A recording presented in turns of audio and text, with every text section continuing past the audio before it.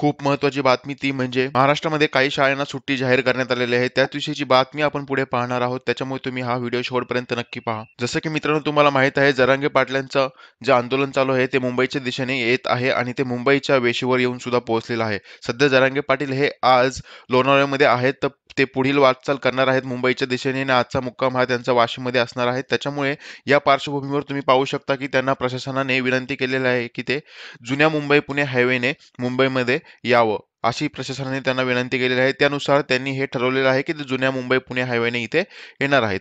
याचमुळे मित्रांनो जर जुन्या मुंबई पुणे हायवेने आले तर मध्ये त्यांना खोपोली लागते आणि खोपोलीमध्ये हे बऱ्याच शाळांना आज सुट्टी जाहीर करण्यात आलेली आहे. जरांगे पाटील यांच्या आंदोलनामुळे शाळेतील मुलांना काही त्रास होऊ नये यामुळेच खोपोलीमधील बऱ्याचशा शाळांना सुट्टी जाहीर करण्यात आलेली आहे. जरांगे पाटील नवी मुंबईमध्ये आल्यानंतर नवी मुंबईमधील परिस्थितीवर काय परिणाम याचा होतो हेच पाहणे गरजेचे आहे. तसेच जरांगे पाटील यांचं दुपारचं जेवण हे पनवेलमध्ये असून पुढे रात्रीच्या मुक्कामासाठी जरांगे पाटील हे वाशीच्या एपीएमसी मार्केटमध्ये असणार आहेत. तर मित्रांनो अशाच बातम्यांसाठी तुम्ही आपल्या चॅनलला सबस्क्राईब नक्की करा, बेल आयकॉन प्रेस करा जेणेकरून अशाच बातम्या तुम्हाला सर्वात अगोदर आपल्या चॅनलवर मिळत राहतील.